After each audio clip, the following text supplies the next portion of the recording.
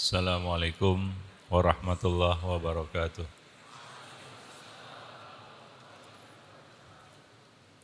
Alhamdulillah nahmaduhu wa nasta'inuhu wa nastaghfiruh wa na'udzubillah min syururi anfusina wa sayyiati a'malina may yahdihillah fala mudhillalah wa may yudlil fala hadiyalah.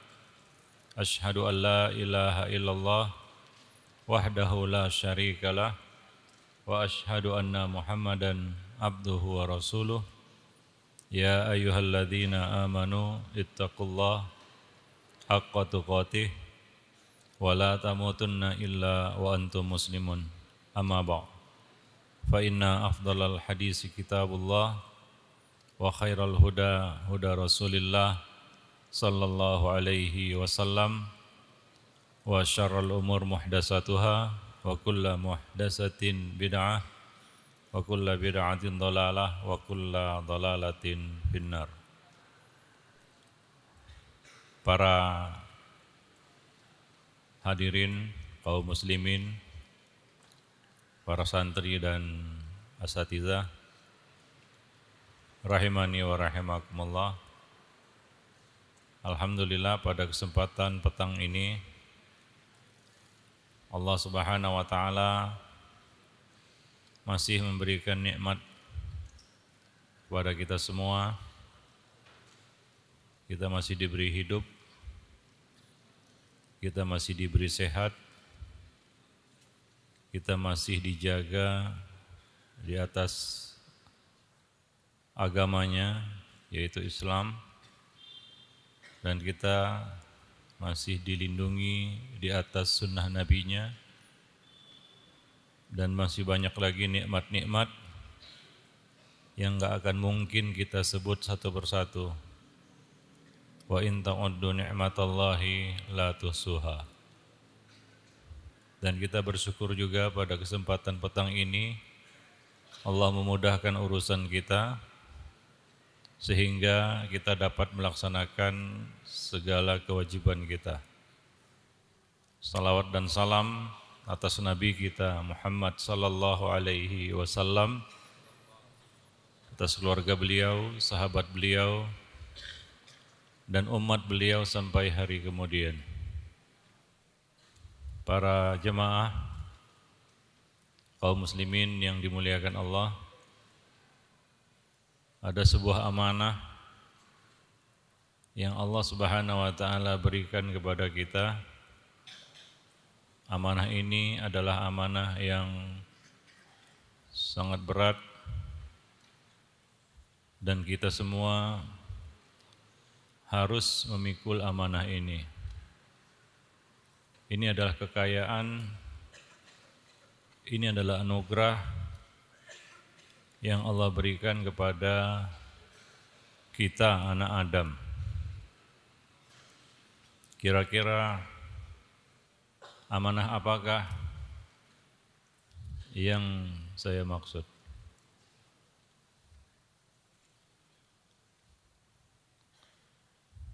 Amanah apa? Ini anugerah, bisa disebut rezeki, dan juga pembeda antara kita dengan yang lain. Amanah apa ini? Adik-adik sekalian ya. Ada yang mau jawab? Yaitu amanah hati. Hati adalah anugerah terbesar yang Allah berikan kepada kita. Masing-masing dari kita punya hati.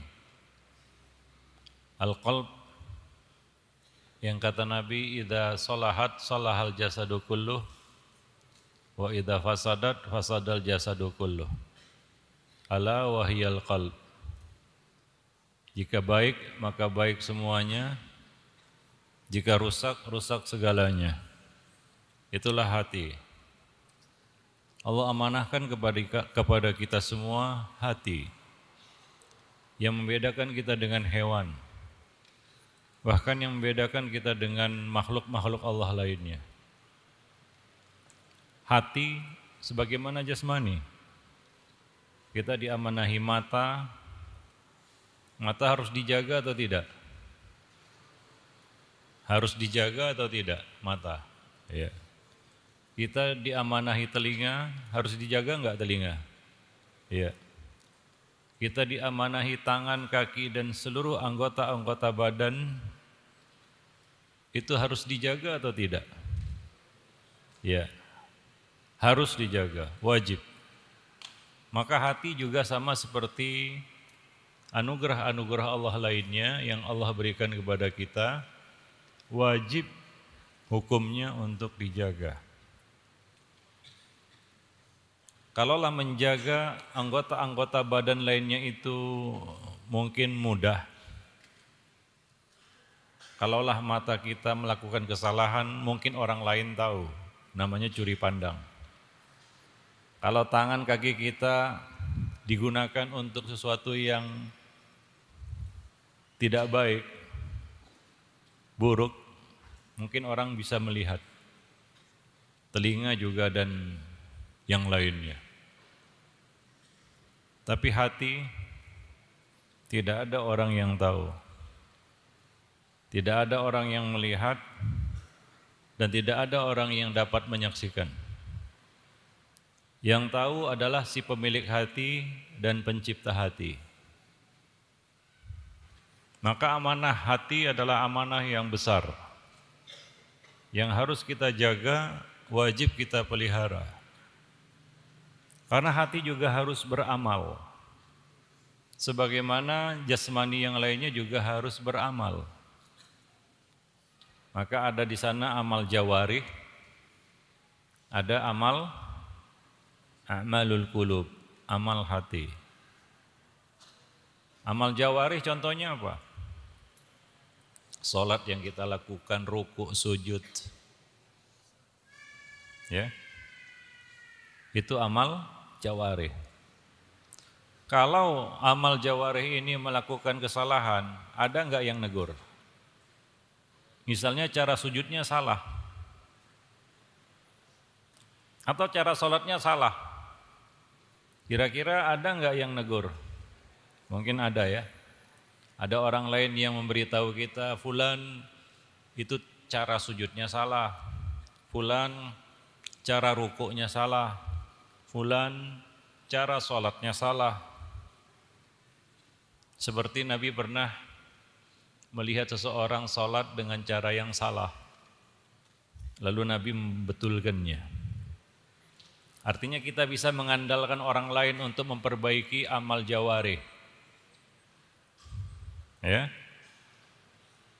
Tapi amal hati, coba sebutkan amal hati. Ikhlas. Khusyuk. Khusyuk hati ya, bukan khusyuk jasmani. Karena yang dinamai khusyuk itu bukan hanya khusyuk jasmani, tapi khusyuk hati. Apalagi contohnya? Sabar. Terus amal hati, coba sebutkan amal-amal hati. Ya. Ikhlas, sabar, terus banyak ya. Banyak amal-amal hati. Tawakal, qanaah, zuhud. Itu semua amal-amal hati.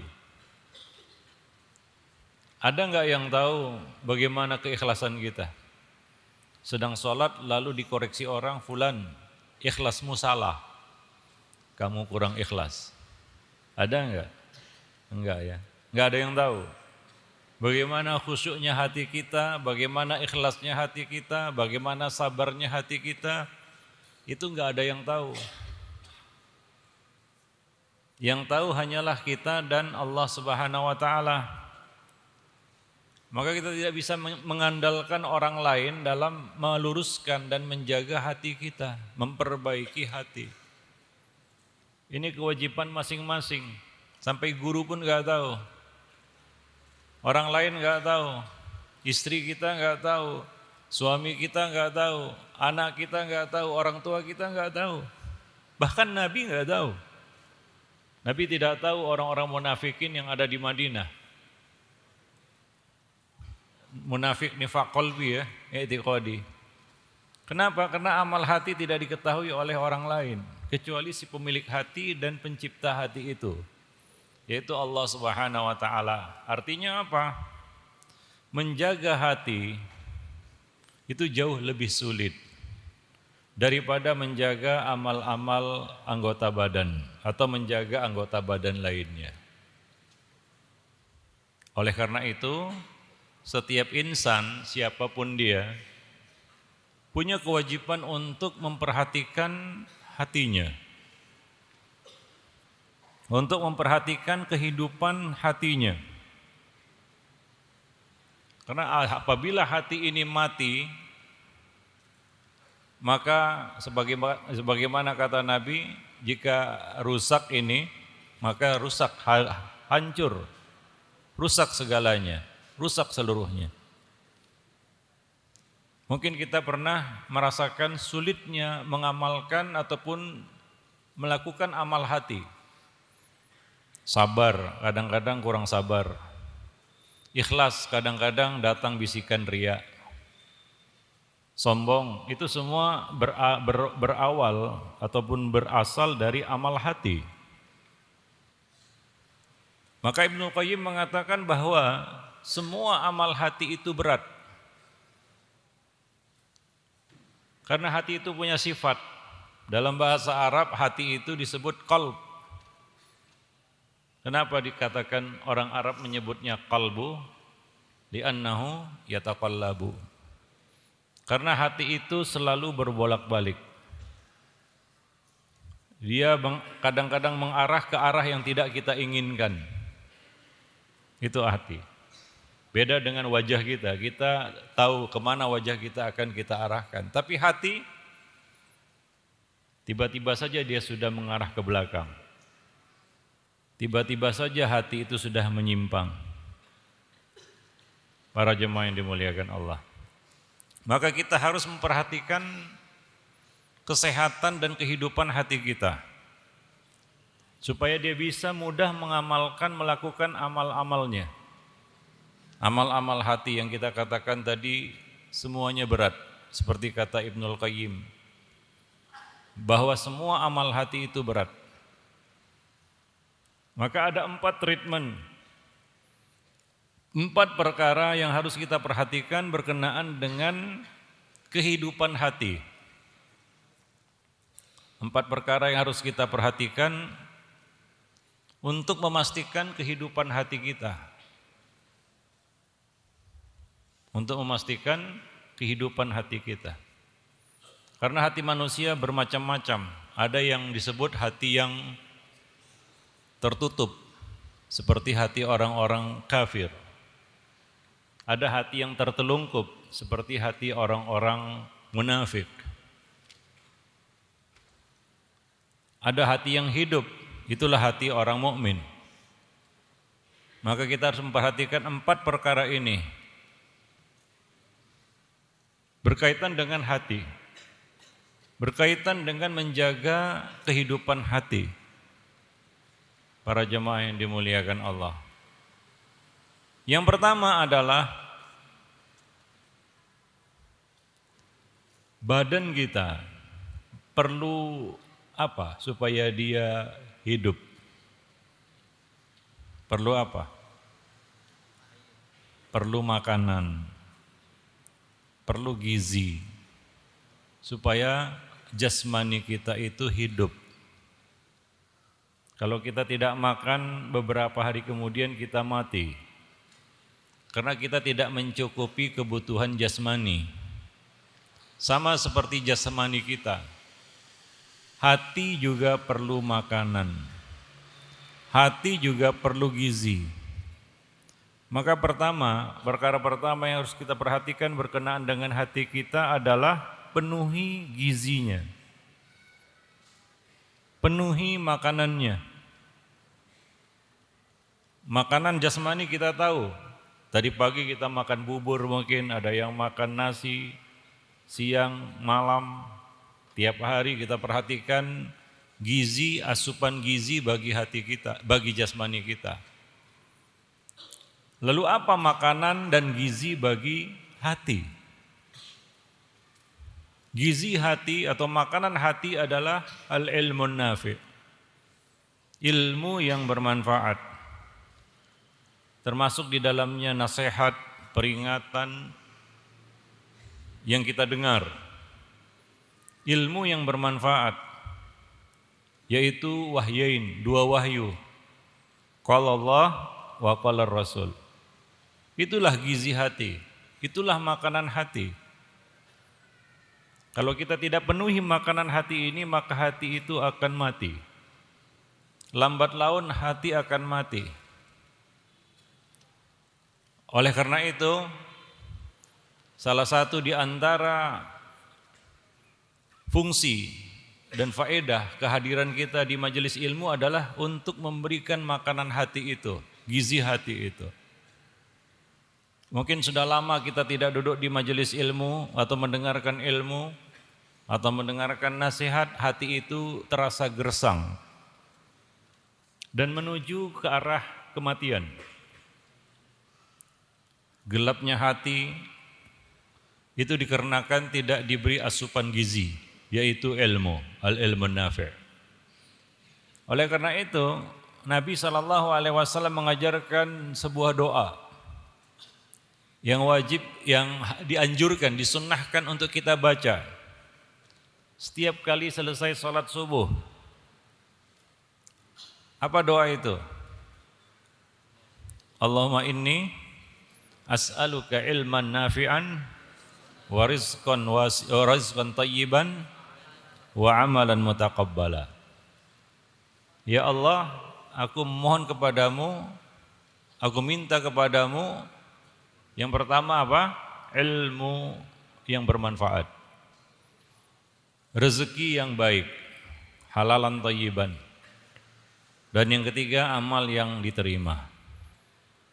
Nabi menyebutkan di sini 2 kebutuhan pokok manusia, yaitu makanan rohani dan makanan jasmani. Makanan rohani itu yang disebut pertama, kemudian baru disebut makanan jasmani. Ini mengisyaratkan bahwa makanan rohani itu jauh lebih penting daripada makanan jasmani. Apa artinya badan yang hidup berkeliaran kemana-mana tapi hatinya mati? Ya, seperti kita lihat banyak manusia hari ini, badannya berkeliaran kemana-mana tapi hatinya mati, tidak terisi dengan ilmu. Maka Nabi menyebutkan yang pertama adalah al-ilmun nafi', ilman nafi'an, ilmu yang bermanfaat. Sebelum yang kedua, yaitu rizqan tayyiban, rezeki yang baik. Sebagaimana jasmani kita perlu rezeki yang baik, halalan tayyiban, supaya dia hidup. Di sini disebut rezeki yang baik, bukan semua rezeki ya. Karena ada juga rezeki yang haram. Itu tidak baik bagi tubuh. Bukan sekarang, tapi nanti. Nabi mengatakan dalam hadis, la yadkhulul jannah lahmun nabata min suhtin annaru aula bihi. Tidak akan masuk surga daging yang tumbuh dari rezeki yang haram, neraka pantas untuknya. Maka rezeki yang haram ini tidak baik untuk tubuh. Bukan sekarang. Sekarang kita makan hasil curian, hasil menipu orang, mungkin badan kita gede karena kita dapat hasil kejahatan itu.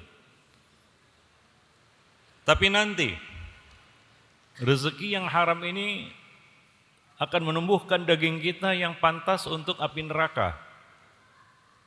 Maka perkara kedua yang kita minta di dalam doa tadi adalah rezeki yang baik.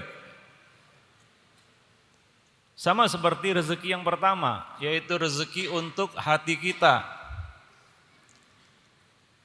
Nabi mengatakan al-ilmun nafi', ilmu yang bermanfaat. Bukan sembarang ilmu. Karena ada juga ilmu yang tidak bermanfaat seperti ilmu nujum, ilmu sihir, ilmu juga. Tapi tidak bermanfaat, mudarat.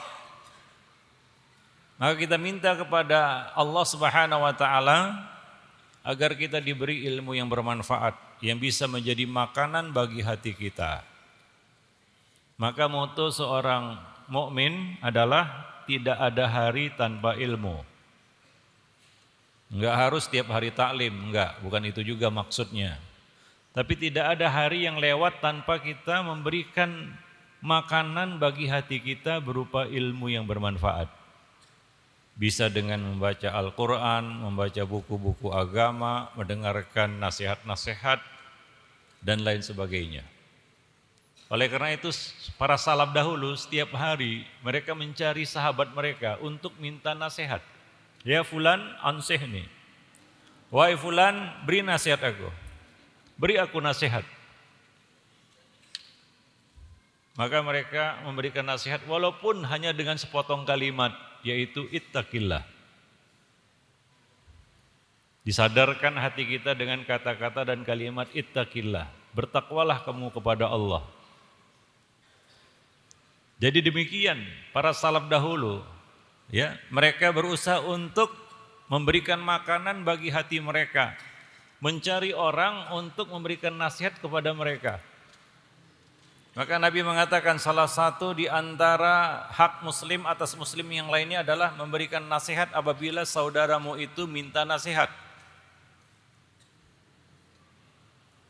Nabi mengatakan idzastansahahu fansahlahu. Jika saudaramu meminta nasihat kepadamu, maka beri nasihat kepadanya. Walaupun dengan mengucapkan kata-kata ittaqillah atau sejenisnya. Karena ini merupakan kebutuhan bagi hati kita. Para jamaah yang dimuliakan Allah. Maka bagi siapa saja yang ingin memastikan kesehatan hatinya, kehidupan hatinya, maka dia harus memperhatikan gizi bagi hatinya. Gizi hati, makanan hati, yaitu al-ilmun nafi', ilmu yang bermanfaat.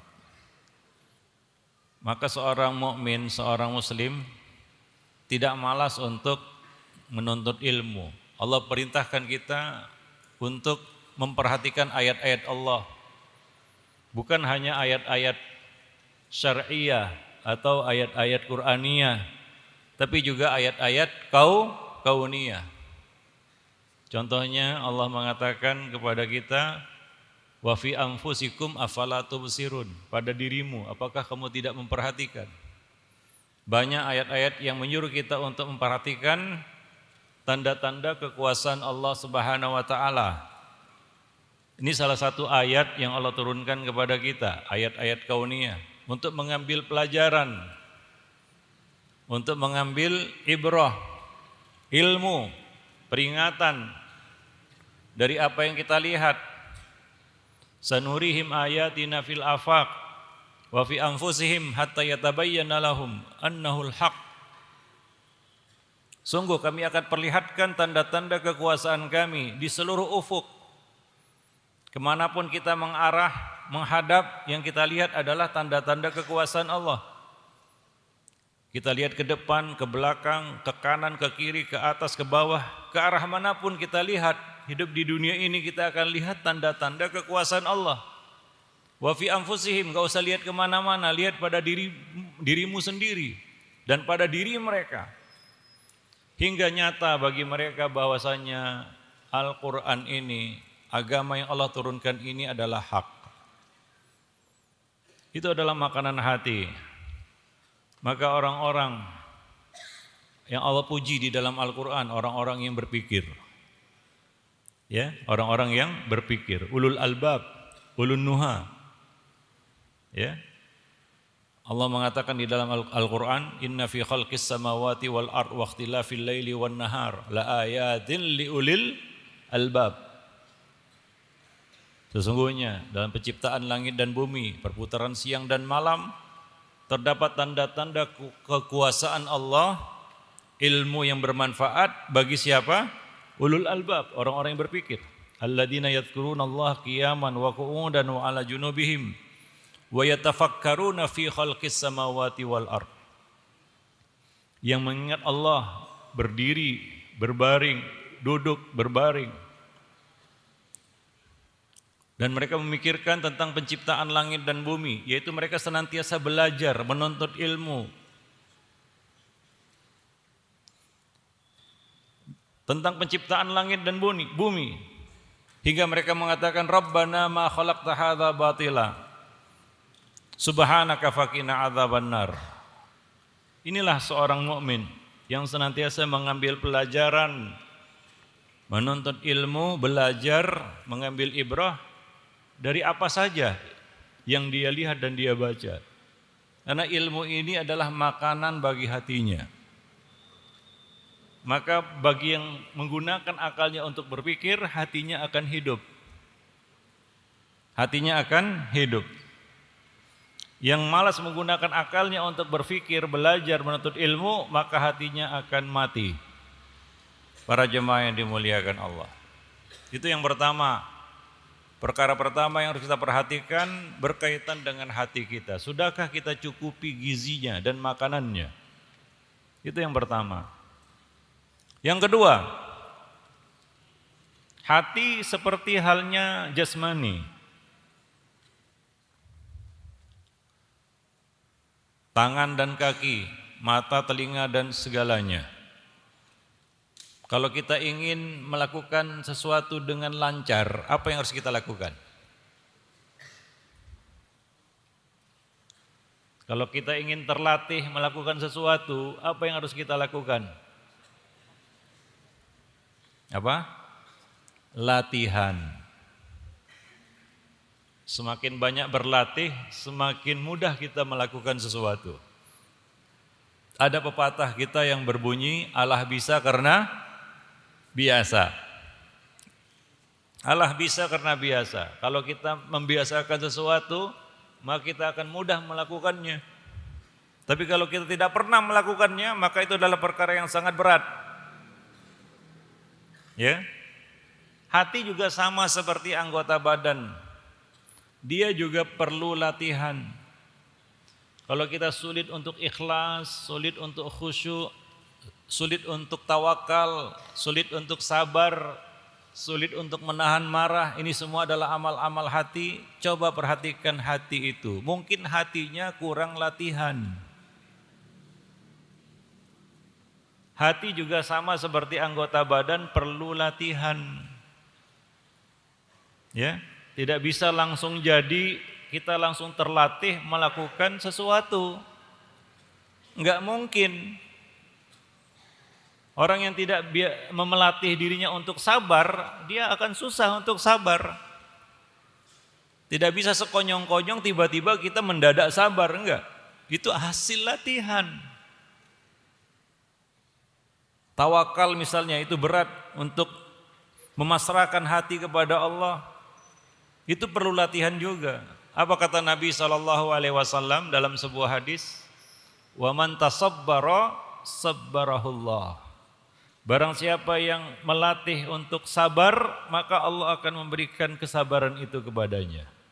Innamal hilmu bitahallum. Sesungguhnya kesantunan itu, kesabaran itu adalah dengan melatih diri untuk santun dan sabar.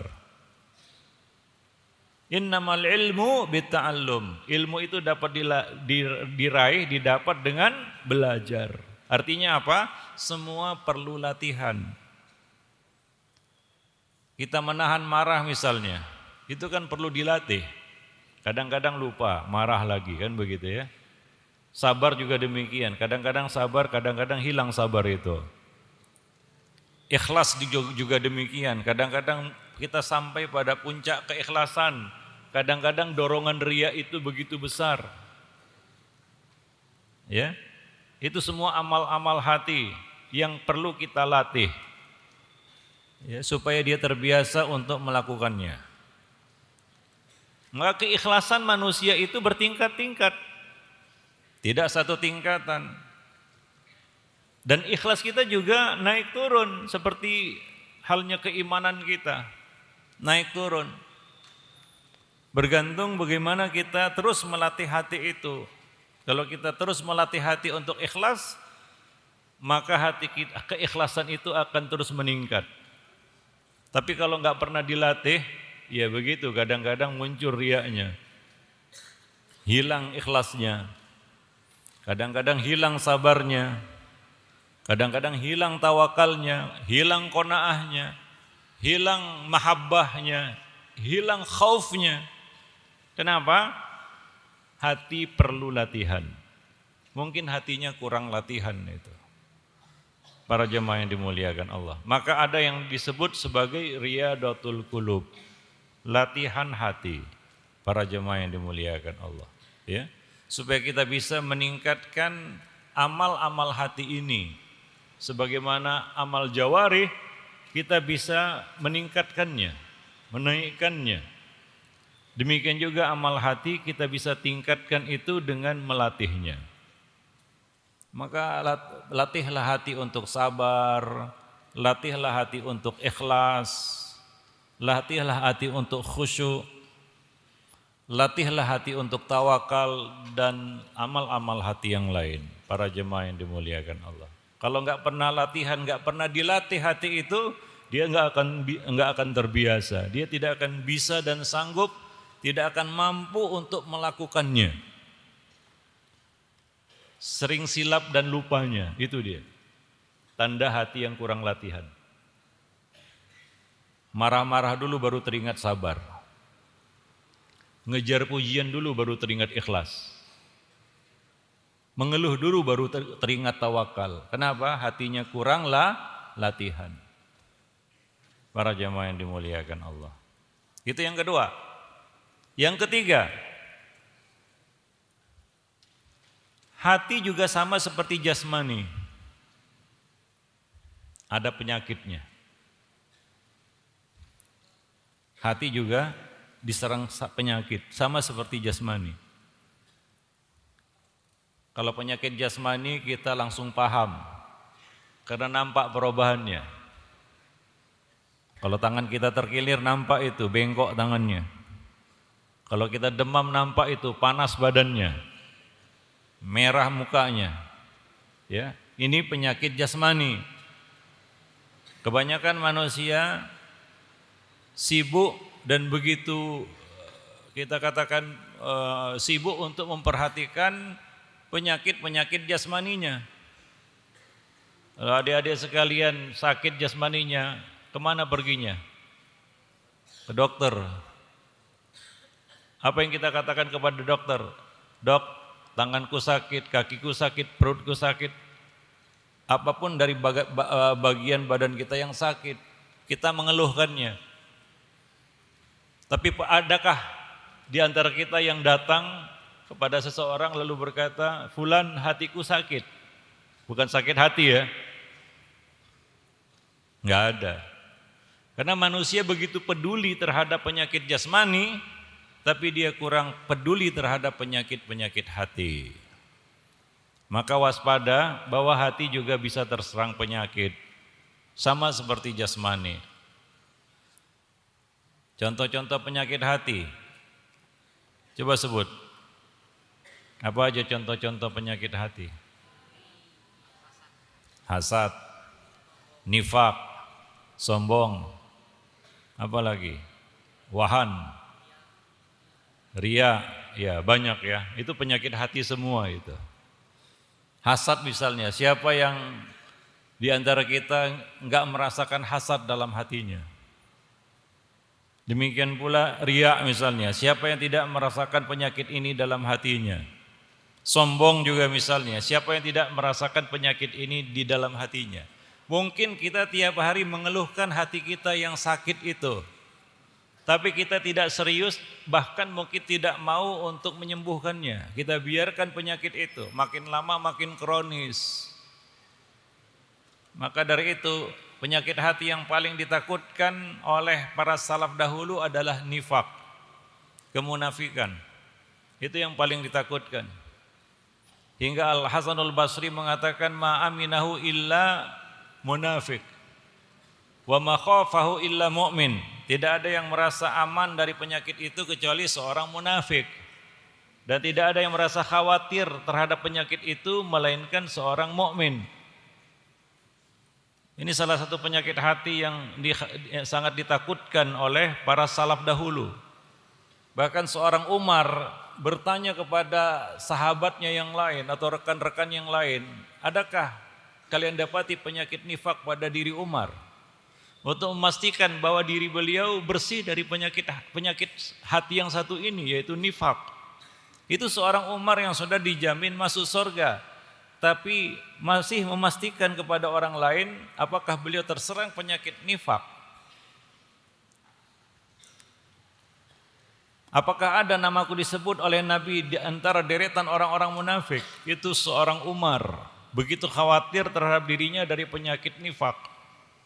Mungkin beda levelnya dengan kita merasa aman dari penyakit ini. Maka seorang mukmin untuk memastikan kesehatan hatinya adalah dia pastikan penyakit hati ini tidak ada pada dirinya atau minimal berkurang.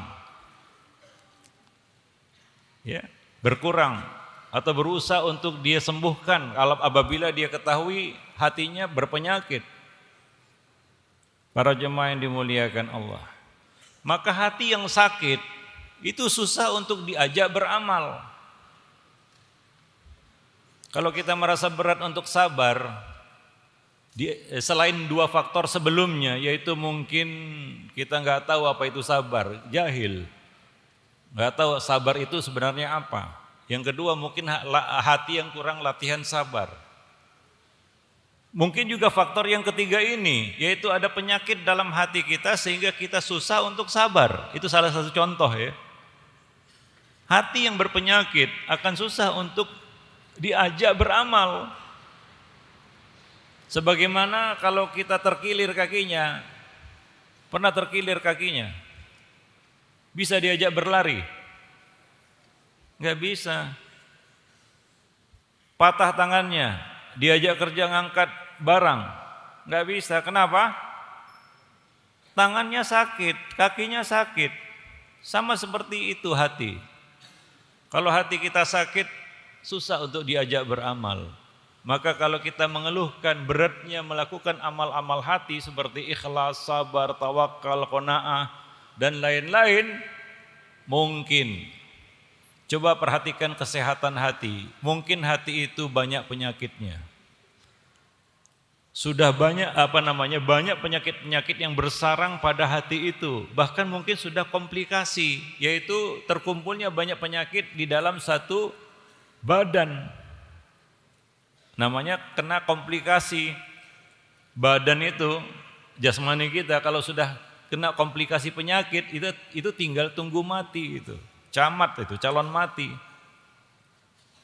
Demikian juga hati. Kalau kita biarkan penyakit hati ini menumpuk, itu semakin memberatkan hati. Maka hati pun akan semakin payah untuk melakukan amalnya. Bahkan pada akhirnya sebaliknya, hati terbiasa melakukan lawannya. Enggak bisa untuk ikhlas, mudah untuk riya. Enggak bisa untuk sabar, mudah marah-marah. Enggak bisa tawakal, mudah menggerutu. Para jemaah yang dimuliakan Allah. Kenapa? Karena hatinya penuh penyakit. Maka kita harus memastikan kesehatan hati kita. Para jemaah yang dimuliakan Allah. Bagaimana kita dapat mengetahui penyakit-penyakit hati? Di mana tempatnya? Tempatnya adalah di majelis ilmu. Di sini kita mendengarkan nasihat, kita mendengarkan peringatan. Misalnya kita mendengarkan peringatan tentang riya, terasa itu. Kalau kita punya penyakit riya, maka akan terasa pada diri kita. Wah, ini saya yang sedang dibicarakan. Ini saya yang sedang diceritakan. Maka disinilah kita dapat mengetahui, mengidentifikasi apakah penyakit-penyakit hati itu ada pada diri kita. Para jemaah yang dimuliakan Allah. Itu treatment ketiga atau perkara ketiga yang harus kita perhatikan berkenaan dengan hati. Yaitu ketahui penyakit-penyakit hati. Yang keempat, treatment keempat, langkah keempat, perkara keempat yang harus kita perhatikan berkaitan dengan hati untuk menjaga dan memastikan kehidupan hati adalah hati itu punya musuh.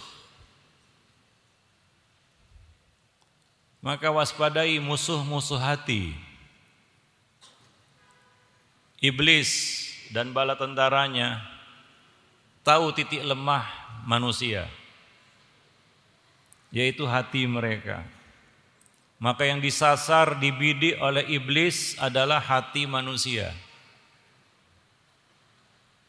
Itu musuh kita, musuh hati kita, yaitu waswas iblis yang Allah Subhanahu wa taala sebutkan di surat terakhir, surat An-Nas, alladzi yuwaswisu fi sudurin nas minal jinnati wan nas,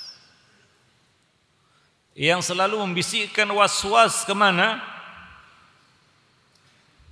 Ke hati manusia. Sudur, kalau kita baca dan buka tafsir, para ulama mengartikan sudur di sini, menafsirkan sudur di sini dengan apa? Kulub. Kenapa? Karena hatilah yang disasar, yang dibidik oleh musuh kita, yaitu iblis dan bala tentaranya, syaitan. Maka di sana ada yang disebut hati pecundang. Ya, hati pecundang, yaitu hati yang selalu kalah melawan musuhnya. Coba perhatikan hati kita berkenaan dengan musuh-musuhnya, berhadapan dengan musuh-musuhnya. Apakah hati kita selalu kalah berhadapan dengan musuhnya? Selalu mengikuti bisikannya? Coba perhatikan. Kalau hati itu selalu kalah berhadapan dengan musuhnya, ketahuilah hati kita itu hati pecundang. Hati seperti ini nggak bisa diandalkan. Dia selalu kalah. Apapun yang dibisikkan oleh musuhnya, dia ikuti. Iblis punya pengalaman dengan bapak kita Adam alaihi salam. Ya, dia punya pengalaman, dia punya experience dengan bapak kita Adam. Kita tahu bahwasanya iblis dikeluarkan dari surga. Kenapa? Karena tidak mau sujud kepada Adam. Dan iblis menaruh dendam. Dia akan menghancurkan, dia akan menyesatkan anak Adam. Wala uzayyinanna lahum fil ardi wala ughwiyannahum ajma'in. Itu sumpah iblis di hadapan Allah. Wala ughwiyannahum ajma'in, aku akan sesatkan anak Adam ini semuanya.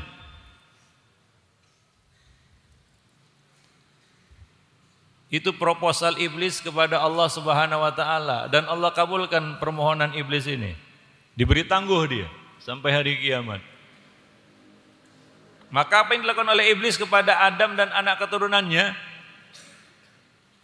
Iblis membidik dan menyasar hati mereka. Itu musuh hati kita. Apakah iblis datang kepada Adam menakut-nakuti atau mencederai Adam dan istrinya? Enggak. Walaupun itu mampu dilakukan oleh iblis, tapi iblis tidak mau melakukan itu. Dihajar aja ini Adam sampai babak belur, enggak mau iblis. Kalau mau dia bisa melakukan itu, bisa. Ada enggak orang yang dibabak beluri sama jin? Ada. Tapi apakah itu yang menjadi ambisi bagi iblis dan bala tentaranya? Jin-jin yang durjana dan jahat itu? Tidak. Kenapa? Karena yang mereka sasar, yang ingin mereka pukuli, yang ingin mereka babak beluri itu bukan badan kita, bukan. Kalau mau bisa.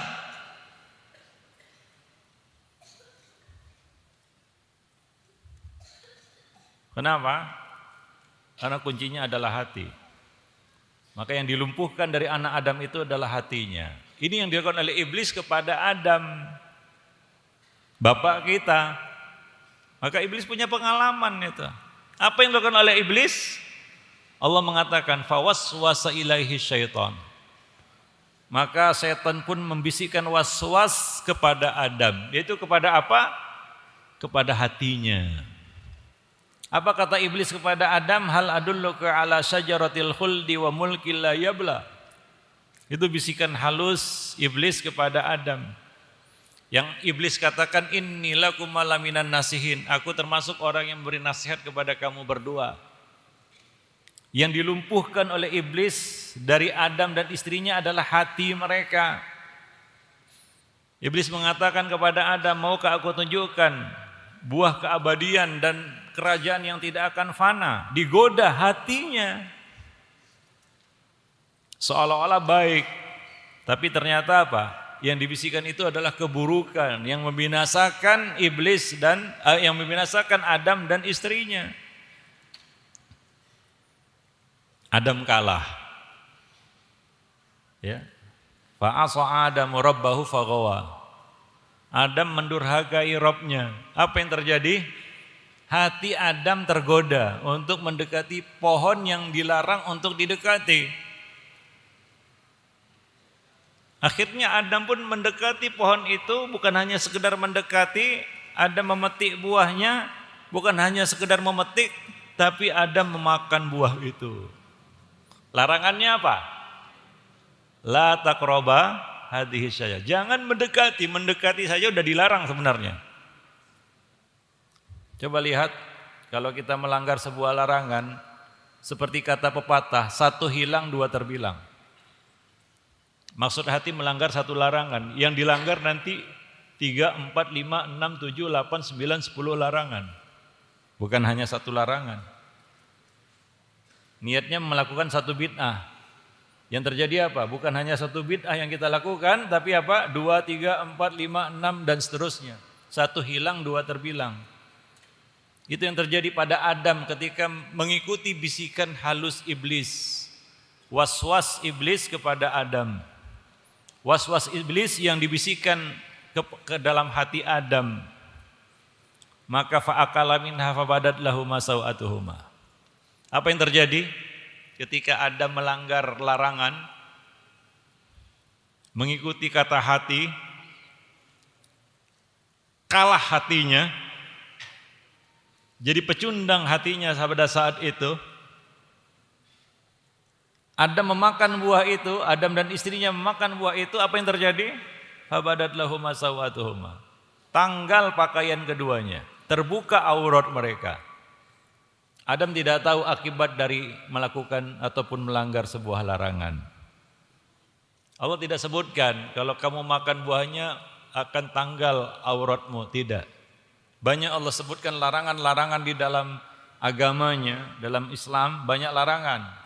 Tapi tidak Allah sebutkan akibatnya ini enggak. Tapi pasti adakah akibatnya? Pasti. Seperti yang terjadi pada Adam. Adam tidak mengira bahwa akibat memakan buah yang dilarang untuk didekati pohonnya, itu akan menyebabkan tanggal pakaian mereka berdua. Apa hikmah pelajaran yang bisa kita petik? Akibat dari melanggar sebuah larangan itu pasti ada. Cepat atau lambat, diketahui atau tidak, disadari atau tidak. Maka jangan melanggar sebuah larangan dan merasa aman dari akibatnya. Kita minum khamar, nggak mabuk, nggak mabuk. Ada juga orang yang ukurannya itu nggak mabuk itu. Kalau nggak mabuk dia minum terus. Akibatnya bukan mabuk saja, akibat dari melanggar sebuah larangan itu pasti ada. Maka ada seorang salaf yang tertimpa musibah di ujung usianya. Lalu dia berkata, dia ini sudah tua. Saat dia tua, dia tertimpa satu musibah. Dia berkata, musibah yang menimpa aku ini akibat dosa yang aku lakukan puluhan tahun yang lalu. Dia baru menyadarinya. Jadi akibat dosa itu akan ada walaupun kita sudah bertaubat. Adam juga bertaubat. Akibatnya banyak. Tanggal pakaian keduanya diturunkan dari sorga, dikeluarkan dari sorga. Ya. Para jemaah yang dimuliakan Allah. Nah, apa yang kita petik dari kisah tersebut, yaitu iblis punya pengalaman dengan bapak kita Adam. Yaitu apa? Iblis menyasar hati anak Adam. Sebagaimana iblis telah berhasil melumpuhkan hati Adam dan istrinya. Itulah yang dilakukan iblis terhadap anak keturunan Adam. Maka coba tanyakan kepada hati kita, apakah hati kita ini hati pemenang atau pecundang? Apa ciri-ciri hati pecundang? Yang selalu kalah terhadap musuhnya. Maka ada seseorang ya, dibisiki sedikit saja kepada keburukan, langsung disambarnya seperti api menyambar minyak. Enggak pakai lama, enggak pakai mikir juga, enggak pakai pertimbangan apapun. Begitu dibisiki oleh iblis ke dalam hatinya, langsung dilakukan, langsung eksekusi.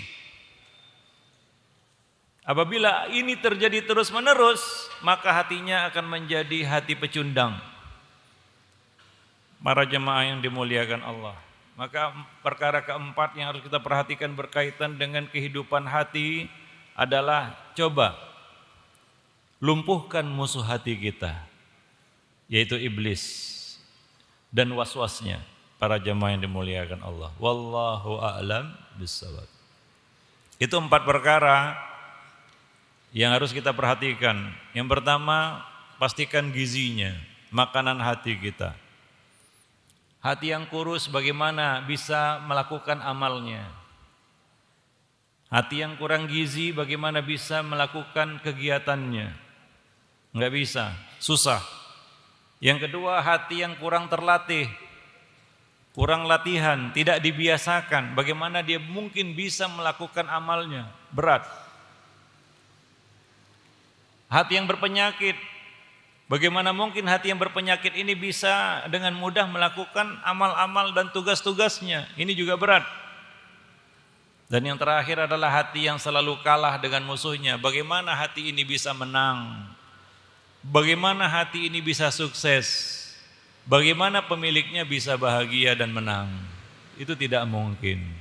Para jemaah yang dimuliakan Allah, itu 4 perkara yang penting kita perhatikan berkaitan dengan kehidupan hati.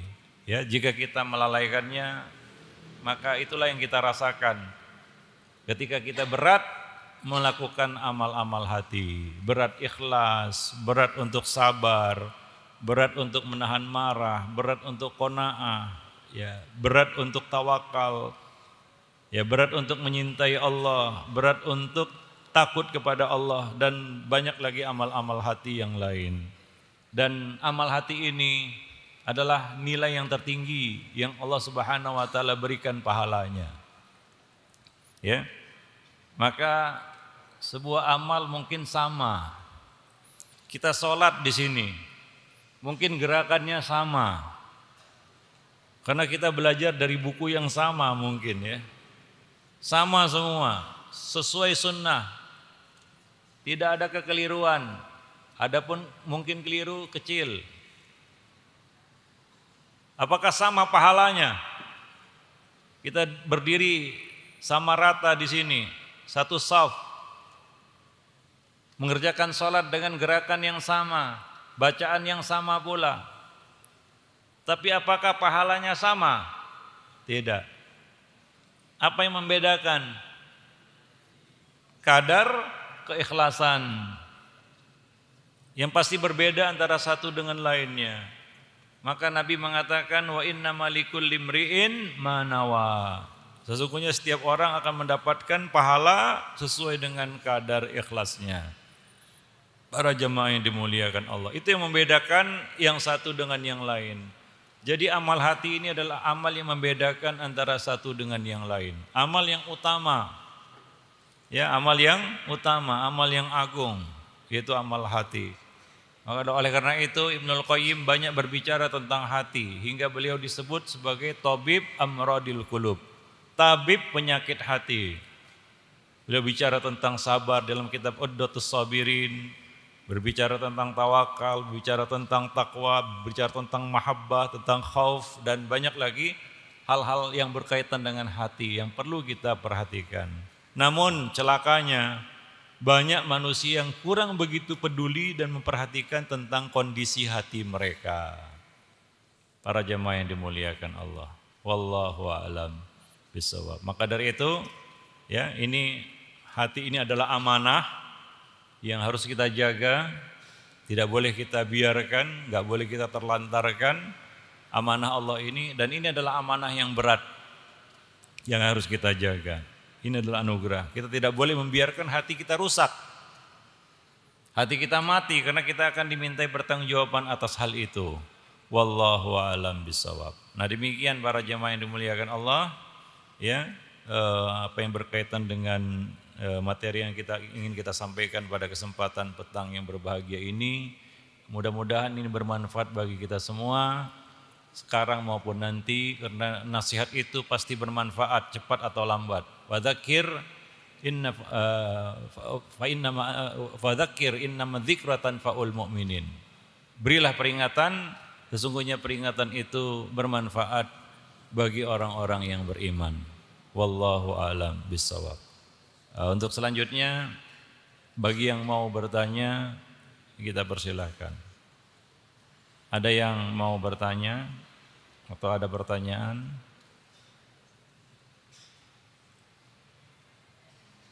Ya, termasuk para penuntut ilmu. Kalau susah menyimpan ilmu, kalau susah menyerap ilmu, maka yang bermasalah itu adalah hati.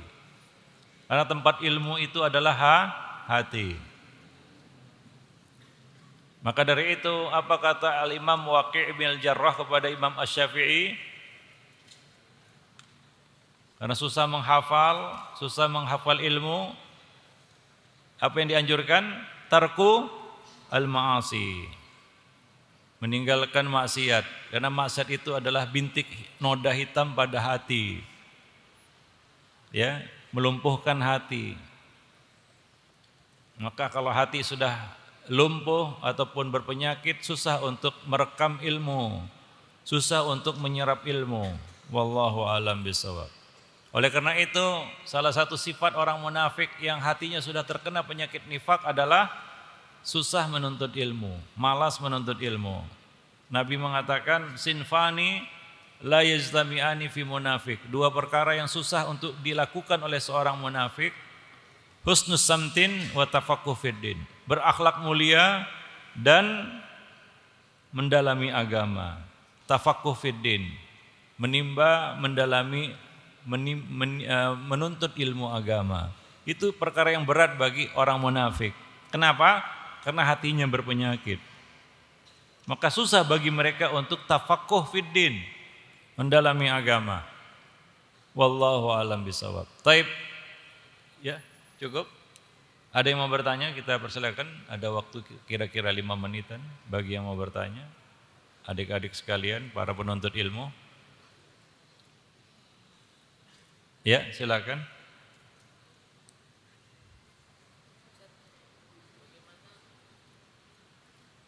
Ada ini.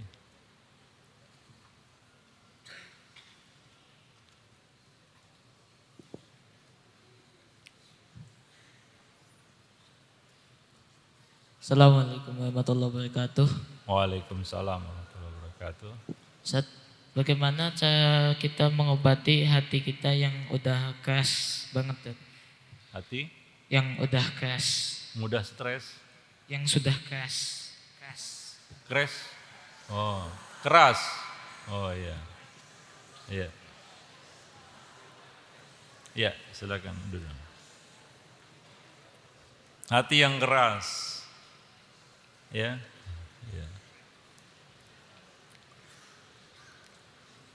Hati bisa keras. Bisa. Ini termasuk salah satu mungkin penyakit hati ya. Ini kita golongkan salah satu penyakit hati, hati yang keras. Sama dengan badan juga.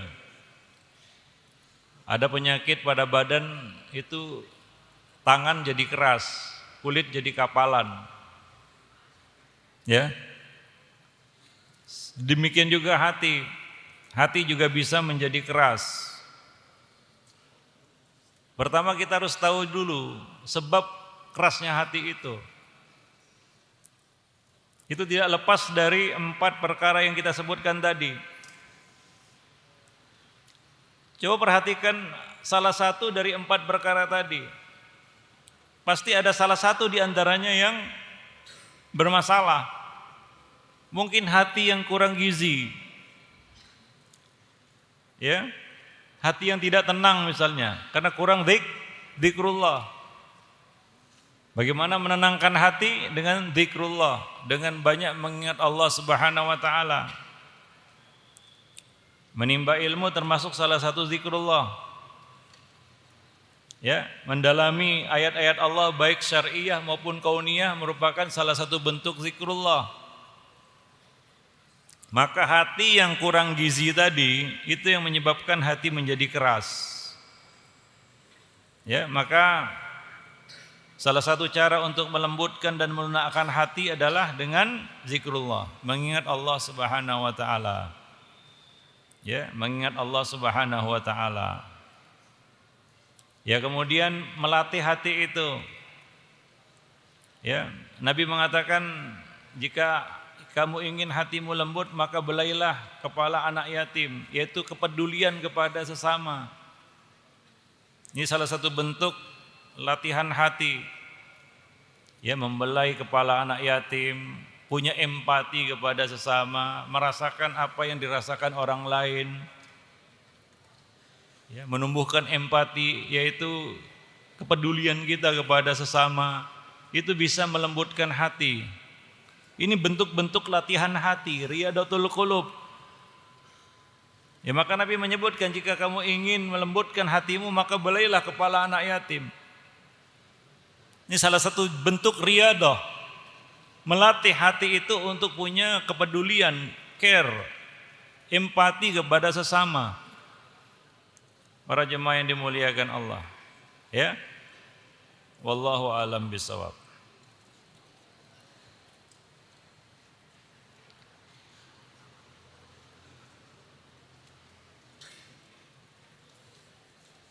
Ya, Afwan izin bertanya, obat dari penyakit hati itu apa Ustadz? Ketika kita terkena penyakit hati. Ya, pertama kita harus bisa mendiagnosa penyakit itu. Apa penyakit hati yang menyerang hati kita? Ada penyakit yang disebut nifak, ada wahan, ada futur, ya, kelesuan iman. Ada riya, ada hasad. Nah, untuk menerapi atau memberikan terapi terhadap penyakit-penyakit hati ini juga berbeda-beda. Hasad misalnya, ini berkaitan dengan iman kepada takdir. Ya, maka kita harus tahu bagaimana menyembuhkan hati dari penyakit hasad. Ya. Itu kita katakan obat yang secara spesifik untuk menyembuhkan penyakit hati. Misalnya nifak. Ya, kita harus tahu bagaimana munculnya penyakit nifak itu. Ya, disebutkan dalam satu hadis bahwasanya Hanzalah pernah mengeluhkan nifak dalam hatinya. Satu ketika Hanzalah berteriak dan berkata, "Nafaqah Hanzalah, nafaqah Hanzalah." Hanzalah telah jatuh dalam nifak, yaitu Hanzalah merasakan ada penyakit nifak dalam hatinya. Maka Abu Bakar berkata kepada Hanzalah, "Wahai Hanzalah, apa yang kamu katakan? Kenapa kamu berkata seperti itu?"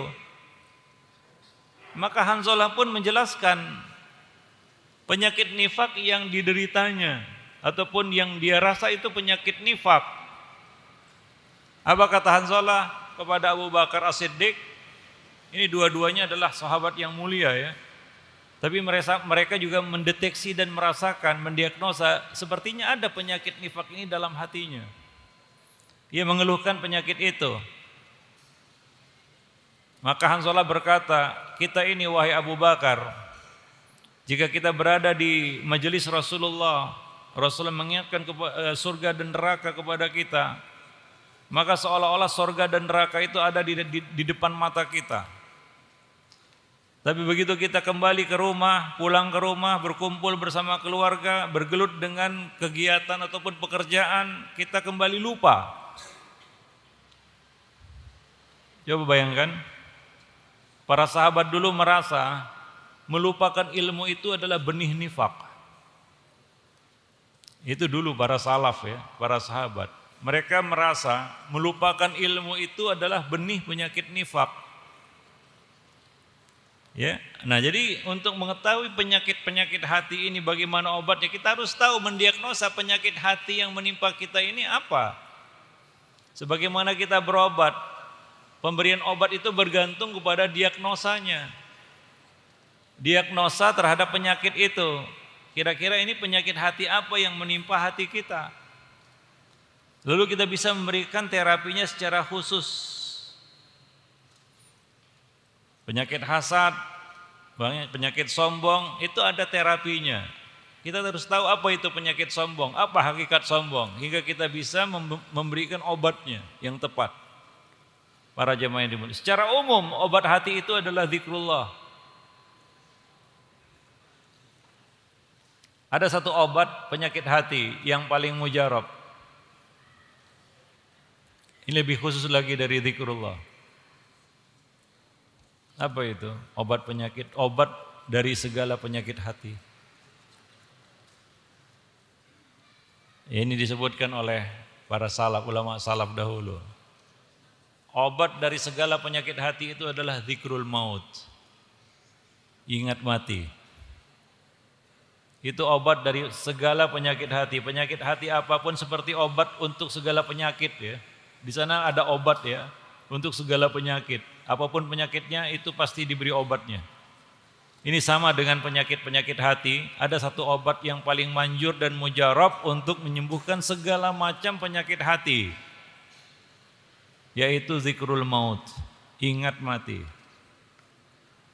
Maka untuk obat ini yang sebelumnya dilarang oleh Nabi akhirnya dibolehkan. Kuntu nahitukum an ziyaratil kubur fal'ana fazuruha. Dulu aku melarang kamu untuk ziarah kubur, sekarang ziarahilah kubur itu. Fa innaha tudzakirukumul akhirah. Karena dia mengingatkan kamu kepada akhirat, yaitu mengingatkan kamu kepada kematian. Abu Darda apabila melihat sebuah jenazah, dia berkata, itu aku, itu aku. Maka Nabi memerintahkan kita untuk banyak-banyak untuk mengingat kematian. Hadzim aksiru min dzikri hazimil lazzat, yaitu al-maut. Perbanyaklah oleh kamu mengingat kematian, pemutus kelezatan, yaitu kematian. Ini obat dari segala penyakit hati, yaitu zikrul maut. Wallahu a'lam bishawab. Baik, mungkin sampai di sini dulu pertemuan kita pada kesempatan petang yang berbahagia ini. Mudah-mudahan bermanfaat bagi kita semua, khususnya bagi saya.